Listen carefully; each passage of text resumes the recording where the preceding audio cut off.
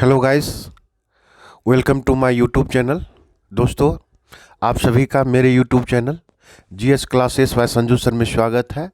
दोस्तों, आज हम लोग चर्चा करेंगे 67th बीपीएससी मेंस के पॉइंट ऑफ व्यू से इंडियन पॉलिटी, भारतीय राज्य व्यवस्था। इसमें दोस्तों जिसका जो हम लोग आज चर्चा करेंगे, जिस पर हम लोग डिस्कस करेंगे, वह है न्यायिक सक्रियता, जिसे जुडिशियल एक्टिविज्म कहा गया है। तो दोस्तों, ये न्यायिक सक्रियता जो है, ये काफ़ी महत्वपूर्ण टॉपिक है इंडियन पॉलिटी का, और उसी का दोस्तों हम लोग देखते हैं किस रूप में हम लोग इसका आंसर राइटिंग करेंगे, अधिक से अधिक मार्क्स मिले। तो प्रश्न देखते हैं दोस्तों, न्यायिक सक्रियता क्या है, भारत की राजनीति के प्रचलन के संदर्भ में उसकी भूमिका का मूल्यांकन कीजिए। दोस्तों, मैंने इस प्रश्न को तैयार करने में काफ़ी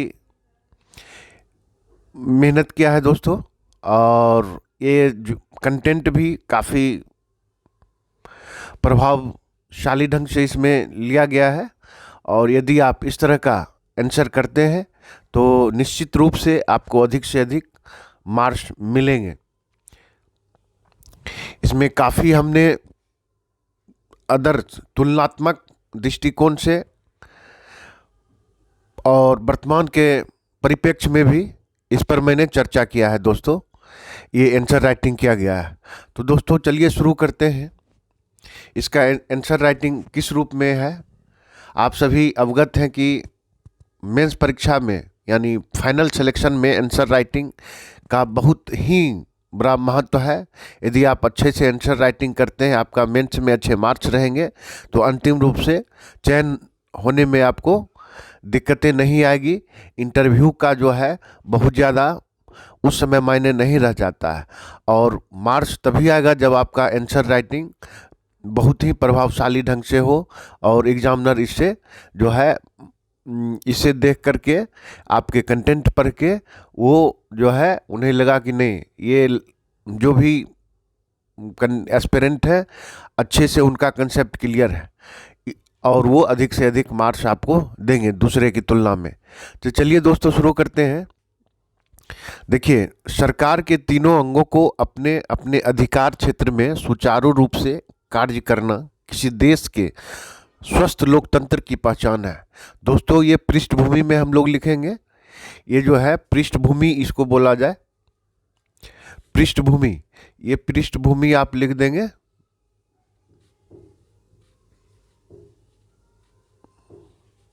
पृष्ठभूमि के अंतर्गत हम लोग ये लिखेंगे।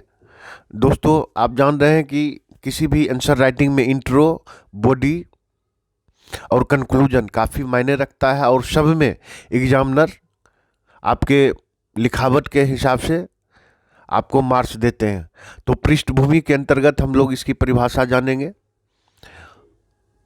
चलिए, स्वस्थ लोकतंत्र की पहचान है। दोस्तों आगे बढ़ते हैं। जब कार्यपालिका और विधायिका अपनी विश्वसनीयता खोने लगती है तो न्यायपालिका की सक्रियता बढ़ जाती है।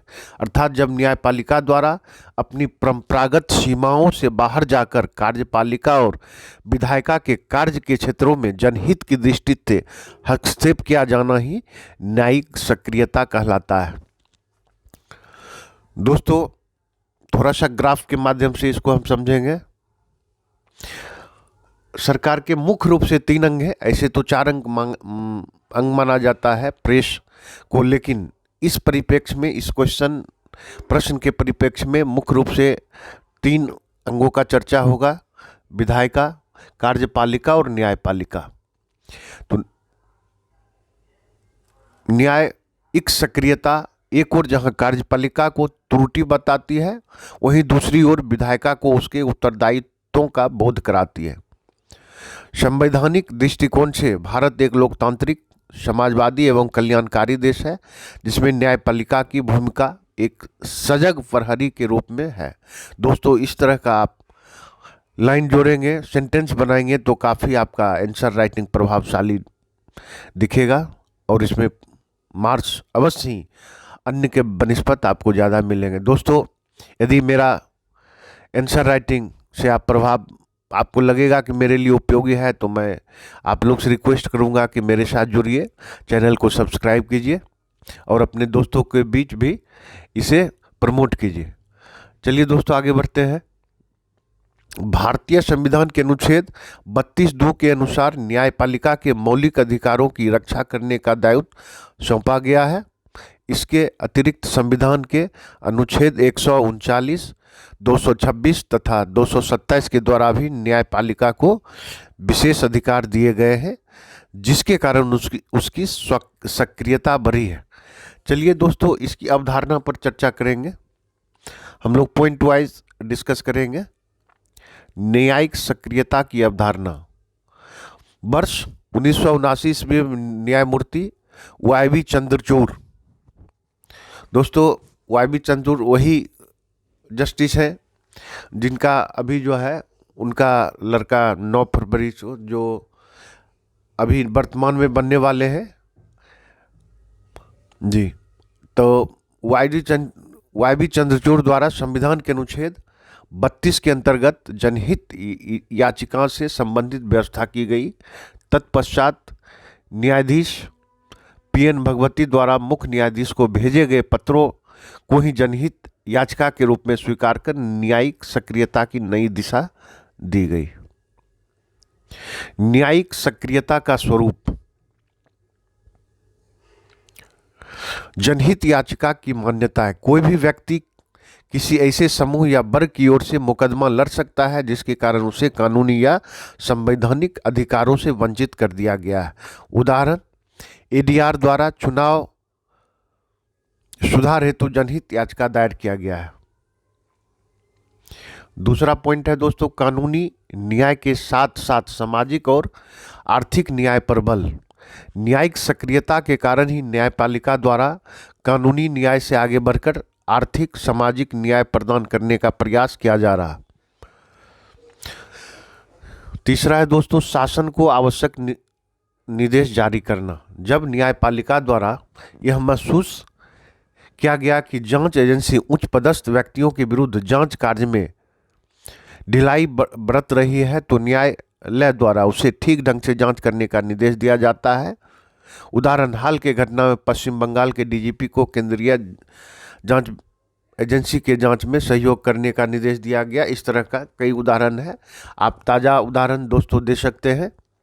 जो भी आपके जो वर्तमान में घटना घटी होगी इससे संबंधित आप उसका उदाहरण देंगे तो और आपका आंसर प्रभावशाली रहेगा। आगे बढ़ते हैं दोस्तों। चौथा पॉइंट है शासन के स्वेच्छाचारिता पर नियंत्रण।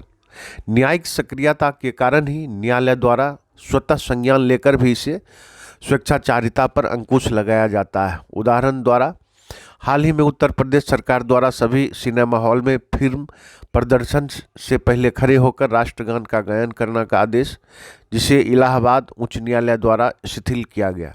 दोस्तों इस तरह का उदाहरण आप देंगे तो निश्चित ही आपका आंसर काफ़ी ही प्रभावशाली ढंग से दिखेगा और अधिक से अधिक मार्क्स मिलेगा। दोस्तों मैं फिर आप लोग से रिक्वेस्ट करूंगा कि मेरे चैनल में जुड़िए, आपको अवश्य ही लाभ मिलेगा और हम प्रयास करेंगे कि अधिक से अधिक कंटेंट और डालें इसमें। चलिए दोस्तों, सर्वोच्च न्यायालय उच्च न्यायालय द्वारा हाल के दिनों में न्यायिक सक्रियता अंतर्गत दिए गए कुछ निर्देश हैं। उस समय की तत्कालिक घटना जो है कुछ आप उदाहरण स्वरूप दे सकते हैं। अभी वर्तमान में जो घटना घटी है उसका एग्जाम्पल दे देंगे तो और अच्छा रहेगा।